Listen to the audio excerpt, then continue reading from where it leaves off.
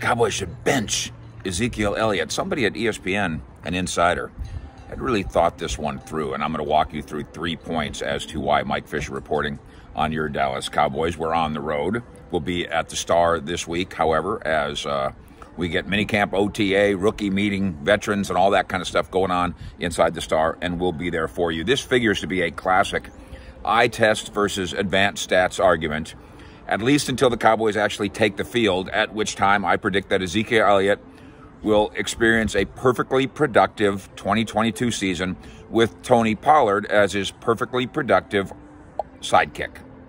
But until then, we're going to have deep dives from smart folks like ESPN's Bill Barnwell, and I don't take away from the smarts, predicting the demise of Zeke and calling for his benching. Earlier in his career, Barnwell asserts, quote, "You could have made a case for Elliott remaining as the primary runner." Yeah, you think? He made 3 Pro Bowls and won 2 rushing titles. "There are no arguments to be made after last season," says Barnwell, who then suggests that Pollard should be Dallas's starting running back. The ESPN analyst, Deep Dive, mentions FDOE marks and how often each player has been targeted on his routes. And, of course, yards per carry. That's the one I get. I understand yards per carry. But I also understand there's more to it than just the yards and the carries. What ESPN ignores in its evaluation, that would have the 3-time Pro Bowler, 2-time NFL rushing champion who's 26 years old play a backup role to Pollard. And by the way, I'll get into this in a minute, but which guy actually starts on the very first play of the game is not really all that important, is it? Unless there's a psychological advantage to one of them or the other one starting, which I'll get to in a moment. What is ESPN ignoring? 3 points. That's right, 3 things. Thing number 1, situational football.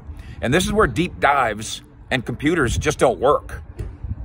Elliott does not have Pollard's home run potential. That's inarguable. And it shows in Pollard averaging 5.5 yards per carry compared to Zeke's 4.2 yards. But to just focus on that ignores situational football.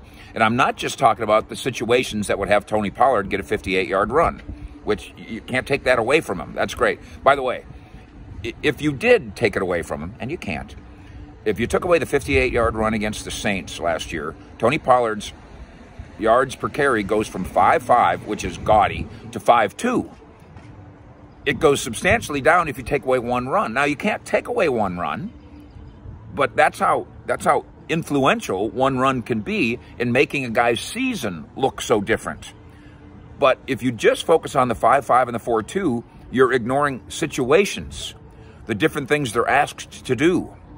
Tony Pollard is sometimes in the game when he's asked to do things that would allow for a longer run. That's not an attack on Tony Pollard. That's a fact. And then even more importantly, on 3rd and 1, who do the Cowboys give the ball to? And why? And what is the 3rd and 1 running play off left guard or right guard? What is it designed to do? Is it designed to get 58 yards? No, it's designed, the defense is designed to try to give you less than 1 yard, and the offense is designed to get you 37 inches. And sometimes Ezekiel Elliott gets you 37 inches. And you get the first down, but his yards per carry goes down. Situational football. When the Cowboys need a yard, they give the ball to Ezekiel Elliott. And by the way, over the course of 6 years, he pretty much gets it. The play is designed to gain a yard. He's not going to get 58 yards, even if he was a more explosive runner. And I don't know that at this point in Ezekiel Elliott's career that even I can argue that he's going to get 58 yards on a 3rd and 1. He's not as likely to do it as Pollard is, but the play is designed to get 1 yard. A dirty yard is what they call it.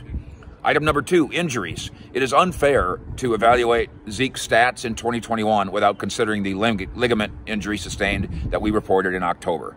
Under medical supervision, he played through it. No risk of further injury, but there was discomfort.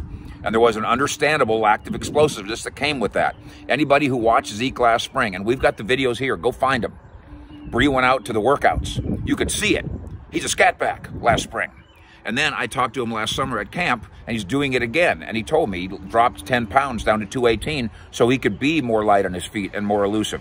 And it was working. And they got hurt. And how's Elliott's health today? Mike McCarthy says 100%. That's good enough for me today. And item 3, the little things. And I repeat again, the computer can't recognize that Zeke is an elite pass protection blocker. The computer doesn't know that he's a skilled pass catcher, and nobody can measure this. He's a heart and soul guy in the locker room. And if you dismiss that, you don't understand football.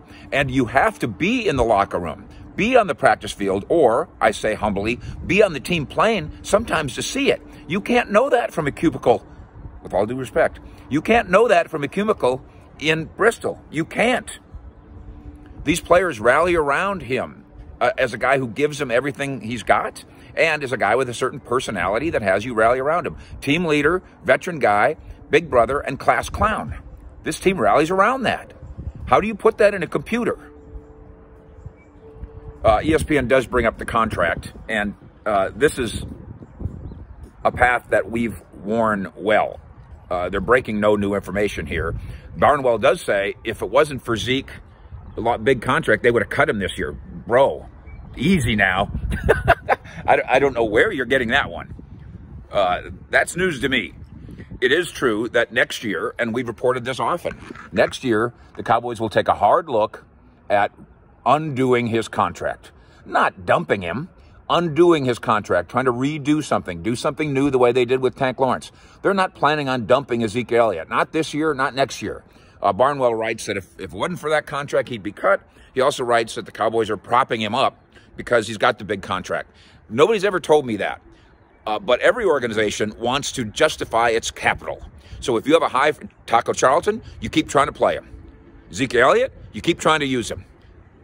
And the Cowboys are no different than anybody else. Prediction, Zeke Elliott goes to training camp and he looks great. And so does Tony Pollard. And nobody gives two squats which one of them starts on the very first play. Zeke Elliott will be the featured back here, and the Cowboys' goal is to find a role for both of them. Not to bench anybody, although that's headline grabbing, but to do something much more subtle. Get good production out of both, while understanding that Zeke Elliott at 26 has plenty to prove, plenty to accomplish, and plenty of gas left in the tank. Fish out.